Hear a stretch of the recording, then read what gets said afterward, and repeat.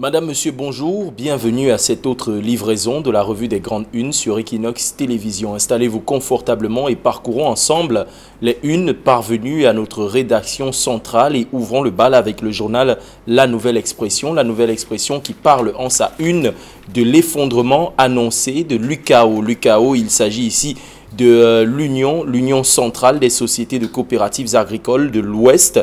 Ce fleuron des entreprises camerounaises est sur le pied de sortie. C'est dans une lettre des employés dont la plupart, de la plus grande coopérative de producteurs du café du Cameroun qui dénonce des détournements des subventions de l'État, la distraction des fonds et des biens qui sont affiliés à l'UCAO. Aujourd'hui, cette entreprise qui a été la fierté du Cameroun pendant plus d'une trentaine d'années est sur le point de déposer le bilan et sur la porte de la banqueroute. Que se passe-t-il réellement du côté de l'UCAO? C'est ce que nous propose de comprendre le journal La Nouvelle Expression. La Nouvelle Expression nous parle également de crise anglophone et nous propose le profil d'un homme, Aboubakari Sidiki. Il est le président du mouvement patriotique du salut camerounais. Ce dernier a rencontré les leaders de la séparatiste de la crise anglophone. Il nous livre sa version, de ce conflit. Que s'est-il dit avec ces derniers?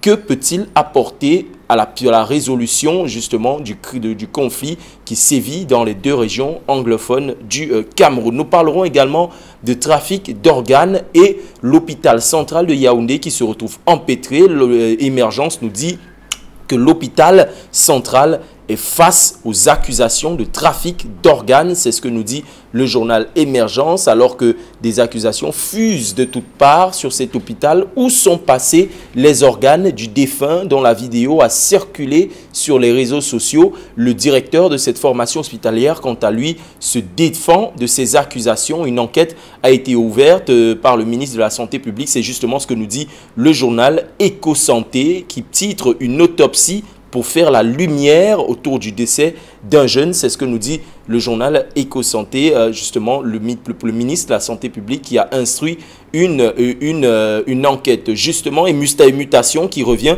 sur cette affaire des organes amputés. C'est le titre de mutation en pied de une, l'affaire des organes amputés. Que s'est-il réellement passé? Quelle livraison nous ferons? Cette enquête qui a été ouverte par le ministre de la Santé publique. Et puis nous parlerons par anticipation de la journée mondiale, de la journée des enseignants.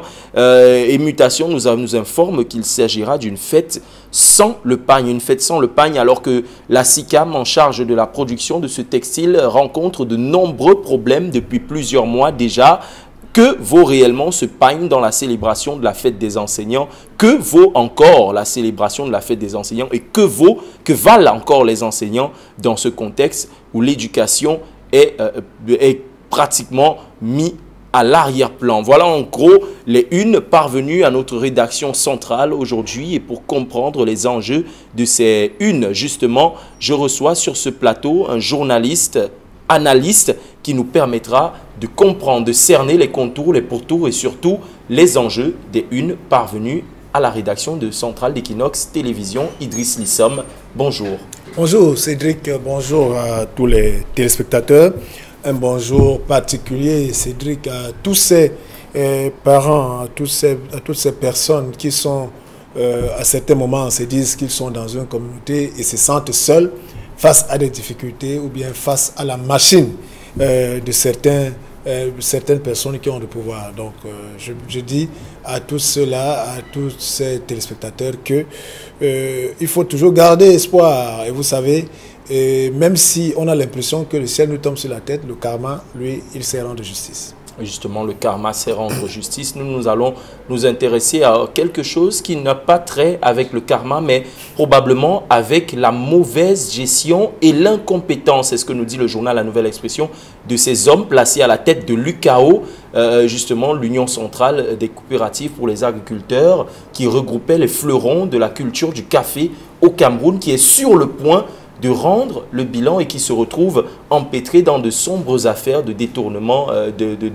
de subventions de l'État. Quelle analyse vous posez aujourd'hui sur cette situation qui prévaut du côté de l'UCAO, Idriss Lissom? Oui, il faut dire que Cédric, l'UCAO, lorsqu'on lit La Nouvelle Expression, on a tout simplement les larmes aux yeux parce qu'on a connu dans les années fin 70, début 80, je ne vais pas vous mentir, c'est-à-dire que l'embellie, c'est-à-dire qu'on ne pouvait pas parler du café du Cameroun sans parler de l'UCAO qui était à ce moment-là un fleuron, l'UCAO qui a permis à plusieurs producteurs de café de s'enrichir justement et de vivre décemment. De vivre décemment de le produit de leurs efforts. L'UCAO qui était une référence en termes de mouvement coopératif, parce que vous savez, c'est l'union centrale des coopératives, c'est-à-dire qu'il y a des coopératives qui existent dans chaque organisation, dans des arrondissements, dans les départements, et après l'UCAO est venu fédérer toutes ces coopératives pour être une entité. Vous savez que la force coopérative est du fait de pouvoir permettre à tous ceux qui nous qu'ils dirigent aux producteurs, quand ils se mettent ensemble, les producteurs qui se mettent ensemble achètent ensemble, ça coûte pour eux, ça coûte moins cher. Et lorsque les producteurs se mettent ensemble pour vendre, ils peuvent vendre au prix le mieux disant, parce qu'à ce moment-là, c'est pas chacun qui va venir c'est pas chacun qui va venir fixer le prix, ou bien on va pas venir jouer sur la psychologie de tel producteur et de tel autre. Donc vous voyez, le fait de se mettre ensemble, je rappelle aux téléspectateurs que lorsque vous consommez le Nido, lorsque vous consommez le Nescafé, lorsque vous consommez sans publicité tous ces produits de l'entreprise que vous appelez Nestlé, c'est une coopérative. C'est une coopérative suisse qui a tellement pris de l'envergure et qui est devenue multinationale. Alors pourquoi nous ne pouvons pas aujourd'hui aussi aller vers cela? Justement, c'est la question que se pose aujourd'hui le journal La Nouvelle Expression. Comment en est-on arrivé à quelque chose qui s'apparentait justement à une véritable puissance qui aurait pu devenir une multinationale? Comment est-ce qu'on est arrivé à une entreprise qui est sur le point de déposer le bilan? Tout simplement à la malgouvernance. Lorsqu'on lit l'article, on constate que l'entreprise, depuis près de 20 ans, vit une sorte de descente aux enfers. Et la descente a commencé avec le café qui a perdu sa cote. Vous savez qu'à un certain moment, les produits de base ont subi les coûts des prix au niveau de l'international. Oui. Il y a eu le cacao, il y a eu le café. Mais ce n'est pas une raison. C'est-à-dire que même si les coûts sont minimes, cela ne doit pas empêcher à ce qu'il y ait une organisation, qu'il y ait une gouvernance qui puisse toujours mettre le producteur en avant, qui puisse toujours défendre les intérêts du producteur. Alors il se trouve que ceux-là qui ont dirigé la coopérative jusqu'à il y a peut-être 2 ans ont amené la coopérative, l'UCAO, j'ai dit l'Union centrale, à une crise de gestion, à des déficits sur le plan budgétaire. Et surtout, on voyait comment les producteurs de café commençaient à perdre la main, à ne plus vouloir aller apporter tous leurs produits, leurs récoltes du côté de l'UCA parce qu'ils ne voyaient pas à quoi cela servait. Alors, il y a eu le Sa Majesté Njomo qui est venu et qui a commencé une opération de restructuration. Et on a commencé à voir l'embellie, les changements avec les actions de Sa Majesté, mais malheureusement, un groupe s'est constitué parce que Sa Majesté Njomo, lorsqu'on lit l'article, on nous dit qu'il demandait qu'on installe les procédures comptables et qu'on prenne une expertise comptable qui devrait sur 10 ans aider la structure à être auditée. Parce que l'audit permet de voir les forces et les faiblesses. Et pouvoir maintenant apporter les pistes et les solutions pour que l'UCAO sorte de cette mauvaise passe. Mais un groupuscule a décidé de tout bloquer et a tout fait pour pouvoir manœuvrer pour que Sa Majesté soit de côté. Et aujourd'hui, au lieu de reprendre et de continuer dans la lancée de Sa Majesté Njomo, mais en lisant l'article, on constate que c'est plutôt la chute encore c'est la chute libre. C'est la chute libre. Et là, les employés se sont levés et disent, mais attention, tel que c'est parti, les perdants, c'est nous. Pourquoi ne pas nous écrire une lettre pour attirer l'attention et dire que cela s'arrête? Voilà ce qui se passe du côté de l'UCAO, mais c'est bien dommage. C'est justement ça, est bien dommage. Et pour comprendre davantage comment est-ce qu'une entreprise est sur le point, comment est-ce qu'une entreprise qui était le fleuron de l'industrie camerounaise aujourd'hui est sur le point de déposer le bilan et d'entrer en banqueroute. Un autre journaliste nous a rejoint, il s'agit de Prince Aristide Ngekam, directeur de publication du journal Forum Libre. Bonjour Prince Aristide. Bonjour Cédric Digne, bonjour aux très nombreux téléspectateurs d'Equinox Télévision. Et justement, vous vous êtes joint hier à l'ensemble de la presse écrite pour donner un grand hommage au sultan, roi des Bamoun, feu aujourd'hui, qui est décédé. Nous allons entrer dans le vif du sujet avec vous. Ce qui se passe à l'UCAO aujourd'hui, est-ce que c'est symptomatique de la façon dont sont gérées dans l'ensemble les grandes entreprises camerounaises? Ben écoutez, je dirais oui et non. Oui, parce que ce sont des hommes. Ce sont des hommes qui ont l'habitude, qui ont épousé une certaine habitude de gérer des entreprises comme si c'était leurs épiceries. Donc l'UCAO, c'est bien que l'article qui est l'enquête de Hugo Tatuam, qui travaille pour JAD, soit mis au devant de la scène depuis pratiquement quelques années, avec la succession d'un certain nombre de présidents du conseil d'administration qui sont notamment les autorités traditionnelles de la région de l'Ouest, qui ont l'habitude d'occuper cette tête-là et qui mutent de temps à autre selon les administrateurs, les directeurs généraux. Donc, dans cet article, on accuse l'actuel PCA, c'est-à-dire que Sa Majesté Ngefak, qui est l'actuel président du conseil d'administration, d'avoir installé avec son directeur général, d'avoir installé une sorte d'opacité, contrairement à ce qui se faisait avant sous le magistère du roi de Sa Majesté Njomo, le chef supérieur Banjoun. Donc vous comprenez ici que c'est une guerre de, je dirais pas de positionnement, mais de stratégie de management et qui plombe davantage le fonctionnement de l'UCAO. Le fonctionnement de l'UCAO. Mais malheureusement, pour qui? Parce que les perdants, c'est qui? Les perdants, d'abord, ce sont les planteurs. Les planteurs, d'abord. Ce sont d'abord les planteurs. Et maintenant, ceux qui sont chargés au quotidien de gérer tout ça, qui sont des employés, ne trouvent pas leur compte ou alors sont abandonnés à eux-mêmes. Ce qu'il faut noter ici, c'est que le cacao, il faut noter, à l'ouest, c'est pas seulement à l'ouest, dans le centre également, dans le centre à l'est également. Ce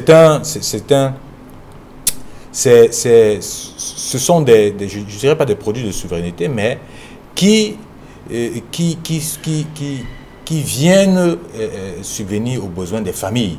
C'est-à-dire que vous avez des planteurs de race. Vous avez des planteurs de race, ceux qui ne vivent dans certaines familles, on est planteur, on est cacaoculteur, caféculteur. Ceux qui sont chargés souvent de gérer ce type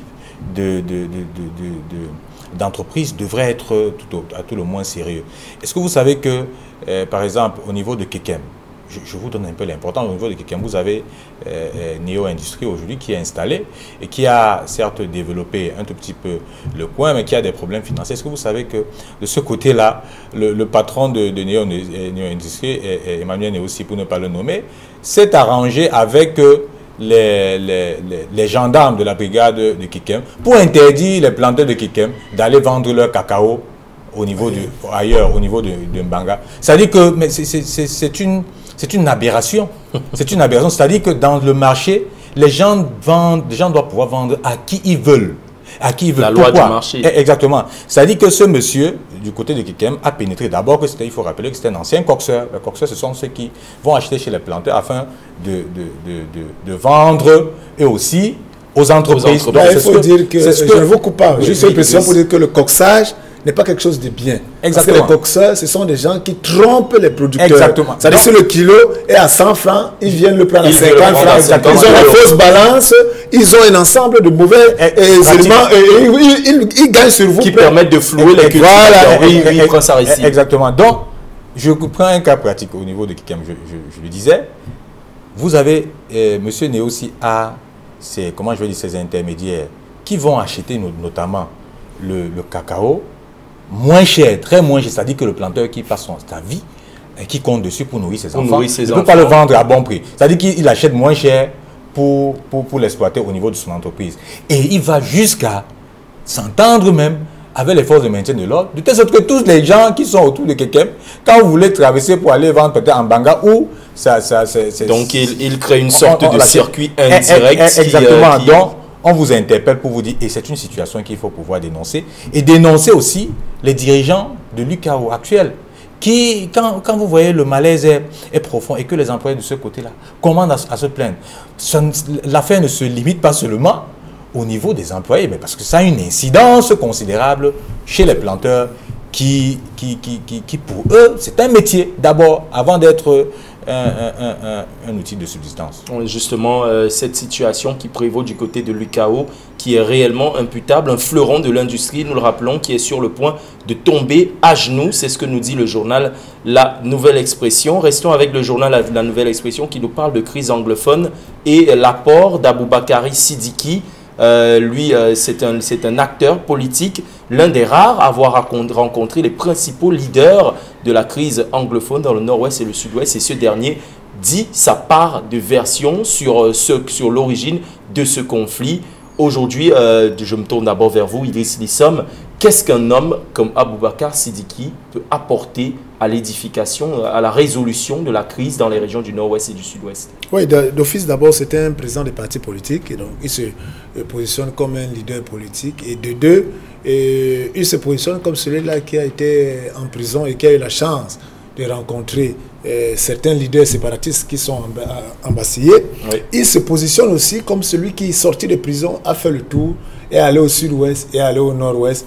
Et il a précisé qu'au nord-ouest, il est allé dans des zones qui sont un peu pacifiées. Donc, alors, à vue de son expérience par rapport à les échanges qu'il a eus avec les leaders séparatistes pendant qu'il était en prison, vu ce qu'il a vécu sur le terrain en allant sur le chaudron dans le sud-ouest et le nord-ouest, il propose ceci, il dit que l'on fasse le dialogue ici ou maintenant on finira par le dialogue. Donc en fait, que ceux qui disent que non, on ne peut pas s'asseoir sur la même table avec les séparatistes ont tort. Ça dit, s'ils ne le font pas maintenant, on finira. Quelle guerre est-elle finie sans qu'il n'y ait un cessez-le-feu et que les protagonistes s'asseyent sur la table? Oui, et que les protagonistes s'asseyent sur la table pour pouvoir arrêter ensemble le processus de sortie de la guerre. Donc pour lui, il est urgent qu'il faille absolument, parce qu'on connaît les protagonistes, on connaît qui doit pouvoir être appelé pour inviter à être assis sur la table lui propose ses bons offices pour pouvoir être celui-là qui est le pont, qui est le médiateur pour pouvoir permettre, parce qu'il a... Qu'est-ce qui garantit justement que cela puisse marcher aujourd'hui? Beaucoup ont fait la même proposition. Le feu cardinal Christian Toumi a proposé la All Anglophone Conference, une assise qui devait regrouper tous les leaders anglophones de la zone du nord-ouest et du sud-ouest, mais il n'a pas écouté. Qu'est-ce qui assure que Aboubakari Sidiki sera peut-être écouté par les pouvoirs publics? Bon, non, on ne peut pas, on n'est pas dans les secrets de Dieu, on n'est pas dans la boule de cristal, on ne fait pas ce qu'on appelle ambassade Ngambi, c'est-à-dire que la précision ou bien le mysticisme ou bien la voyance. Non, en fait, on est dans une logique où, vous le dites si bien, il y en a des gens qui ont proposé leurs bons offices à qui on n'a pas donné cette chance. Alors, est-ce qu'avec Aboubakari Sidiki, ça sera cette fois-ci le bon tempo, la bonne personne? Mais ce n'est que ce qu'on demande. C'est-à-dire que vous savez, personne, parce que lorsque vous lisez son interview dans La Nouvelle Expression de ce jour, vous avez la chair de poule, vous êtes malade, vous êtes à la limite révolté. Parce qu'il vous dit, il y en a qui ont perdu leurs parents. Les morgues sont pleines de gens qui meurent tous les jours. Il y en a qui ne savent même pas où se trouvent les parents. Il y en a qui sont dans la brousse. Il y en a qui sont au Nigeria. Il y en a qui sont en vadrouille dans le reste du Cameroun francophone. Et à ce moment-là, que faut-il? C'est-à-dire que doit-on continuer à rester là, à épiloguer, à tergiverser, à dire qu'on ne peut pas échanger alors qu'il y a des pistes de solutions? Moi, je dis, il est la énième personne qui se propose. Il faut véritablement que pour une fois, le pouvoir de Yaoundé peut-être puisse l'écouter. Et même si ce n'est pas passé par lui, peut-être prendre des idées qu'il donne pour avancer. Oui, justement, Prince Aristide Ngekam, est-ce à dire que d'après la proposition d'Aboubakari Sidiki, le grand dialogue national avec les sécessionnistes qui auraient déposé les armes qui ont été présentées là-bas, ce n'était en fait qu'une grande mascarade? Ben écoutez, cela, vous pouvez, c'est-à-dire que les preuves sont là pour confirmer que cela ne représentait rien. S'il est vrai qu'ils étaient des véritables leaders de ces revendications-là que nous vivons depuis pratiquement plus de 5 ans, s'il est vrai qu'ils étaient des vrais leaders, on aurait perçu tout au moins un petit changement. Une amélioration sur le terrain. Une amélioration sur le terrain. Voilà le diagnostic, la réponse que je peux apporter. Mais je vais dire ce qu'on a l'habitude de dire ici. C'est-à-dire que ce que Aboubakar, le président du mouvement patriotique, dit ici, c'est ce qu'on a l'habitude de dire. C'est-à-dire que les gens se parlent. Et que les gens se parlent sincèrement, que les vrais leaders, les véritables leaders de cette affaire puissent être convoqués. Est-ce que c'est possible de convoquer des hommes comme le général Nopiti à la table des négociations? Je dis, le général Nopiti représente les gens. C'est comme dans un État. Et je voudrais vous dire qu'au-delà de ce que les gens pensent, je sais qu'à une certaine année, c'est-à-dire pratiquement 2 ans, lorsque Ayoub Tabé était encore à la tête de proue du mouvement, à la tête du plus grand mouvement, c'est-à-dire qu'à la tête des plus nombreux, vous savez, c'était des gens très bien organisés. C'est des gens, quand j'ai eu peut-être la chance de cerner le milieu, c'était des gens, je dis bien, très organisés, de telle sorte que si vous voulez une interview au niveau chez Ayoub Tabé, on vous envoie au niveau de celui-là qui est comme le ministre de la Communication. Justement, comme le chargé de la com. Donc, c'était des gens dans différents secteurs qui étaient très bien organisés. Et je dis, quand vous avez un mouvement qui est bien organisé comme ça, il faut faire attention. Il faut faire attention, c'est-à-dire que le leader, forcément, ne décide pas seul. Vous avez aujourd'hui celui que vous appelez le général Nopiti, mais il a des donneurs d'ordre. Il a des donneurs d'ordre. Les armes qui sont utilisées sur le terrain, c'est pas lui qui va forcément les chercher. Il a des donneurs d'ordre, il a des financiers. C'est-à-dire que pour qu'une guerre, comme ce que nous vivons dans le nord-ouest de Syrie depuis pratiquement 5 ans, puisse persister, ça voudrait dire que ce sont des mouvements qui sont bien encadrés. C'est-à-dire que sur le plan financier, par des forces externes. Non, je n'aime pas cette histoire de force externe. C'est trop facile. C'est trop facile et c'est une excuse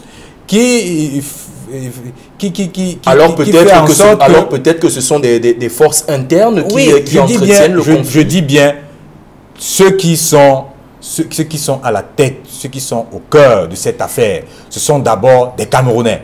Même s'ils sont allés nouer des relations et autres avec des gens, ce sont eux qui vont nouer des relations avec eux. C'est-à-dire qu'ils sont à même d'arrêter ce type de relations s'ils arrivent à s'entendre avec le gouvernement, le gouvernement du Cameroun. Ça, il faut le noter. Cette histoire où on nous rassasse les oreilles en disant les forces externes veulent... Mais attends, les forces externes négocient avec qui? Avec des Camerounais. Si les vrais que ce sont des forces externes, d'abord avec des Camerounais. Et c'est la raison pour laquelle, et je le disais encore, pour arrêter même, c'est-à-dire que pour cesser, pour distinguer des bandits, parce qu'il y en a et qui sont nombreux, oui, des bandits, de ceux-là qui font des revendications saines, il faille s'asseoir avec des leaders, ceux-là qui disent, écoutez, voici notre problème et qu'on arrange. Là, on va dire, écoutez, nous ne sommes plus là, ceux qui sont à présent sur le terrain sont des bandits. Et l'armée ou alors les forces de maintien de l'ordre vont les traiter, toute la légitimité. Exactement, vont les traiter comme tels. Je dis bien comme tels. Cette histoire, je veux le dire encore, où des gens parlent souvent avec émotion. Mais ce sont des gens qui ont une revendication politique. Et c'est la raison pour laquelle, lorsqu'il y aura des tueries de ce côté-là, que vous le voulez ou non, ils seront soutenus par les organisations des Nations Unies. Parce que pour eux, c'est d'abord une revendication politique. Et donc, on doit pouvoir les traiter, quand on les arrête, comme des prisonniers politiques. D'accord. C'est ça la nuance, comme des prisonniers politiques. Donc, le débat qui est ici, c'est que c'est des gens qui sont levés, qui ont dit, écoutez, nous voulons prendre notre indépendance. Et au niveau des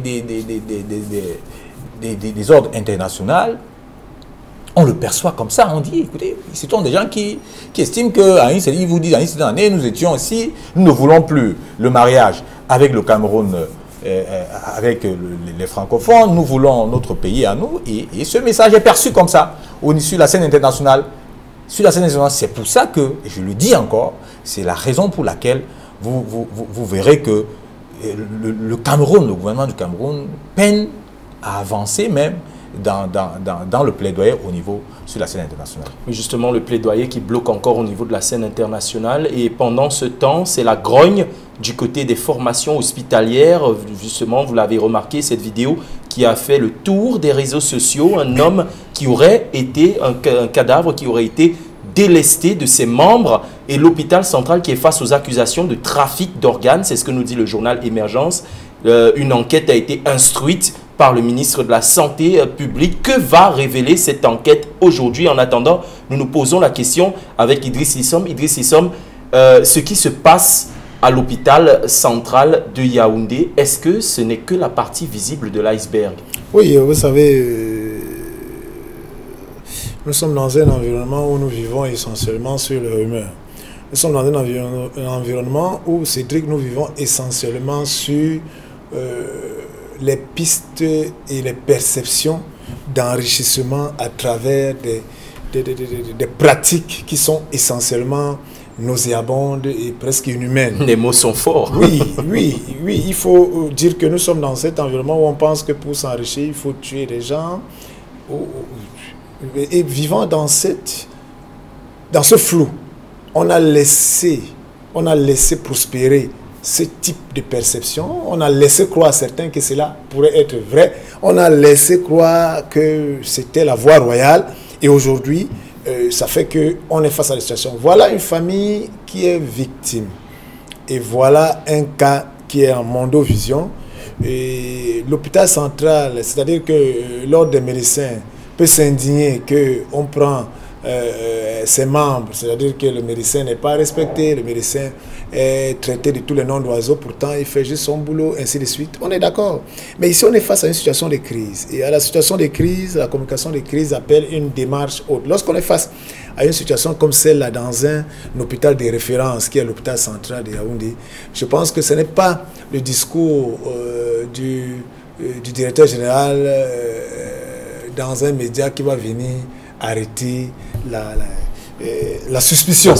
Vraiment, et le ministre de la Santé a réagi comme il fallait le faire. Il faut une enquête. Encore que l'enquête, on espère qu'elle va bien se dérouler. Et maintenant, mais il se trouve que il faut absolument rassurer. Parce que vous savez qu'on dit une seule dent est venue gâter toute la bouche. Et une seule mauvaise dent. C'est-à-dire gâter toute la bouche. Oui, bien sûr. C'est-à-dire que donc vous estimez que c'est peut-être un cas isolé ou alors... Non, oui, mais en fait, vous savez, tout le monde n'est pas chirurgien, tout le monde n'est pas n'adhère pas dans ces pratiques. Donc, il faut faire très attention. Alors, voilà une famille qui se plaint et qui a des éléments factuels. C'est-à-dire qu'on voit un corps, on voit qu'il y a des organes délestés, on va amputer. C'est fait.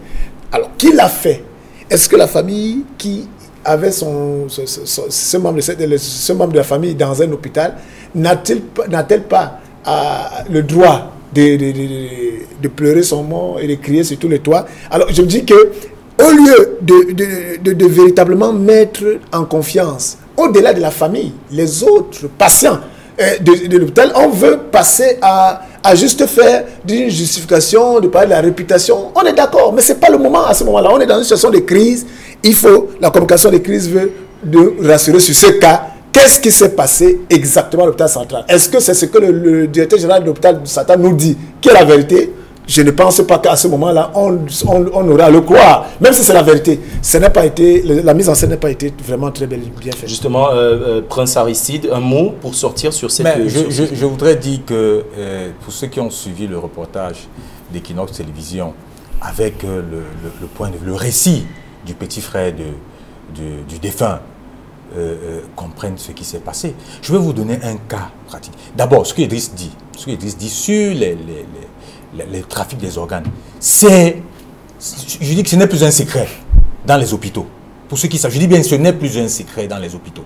Et ce que je voulais dire, et qui jette le doute dans tout ce qui s'est passé, c'est que lorsque vous allez faire une mise en bière, lorsque vous avez un parent, pour ceux qui ont déjà fait cette opération, lorsqu'on retire le cadavre au niveau du truc, la famille vient identifier le corps. Et généralement, c'est la famille qui lave même le corps. Mais sur le cas de l'hôpital central, ça n'a pas été, ça ne s'est pas passé comme ça. C'est-à-dire que ce sont les employés de ce côté-là qui ont dit à la famille, non, laissez, on va s'en occuper et tout, qui ont habillé le corps. Donc, la famille, dans des soupçons, a dit non, écoutez, il faudrait qu'on puisse vérifier si déjà c'est notre corps, c'est notre frère.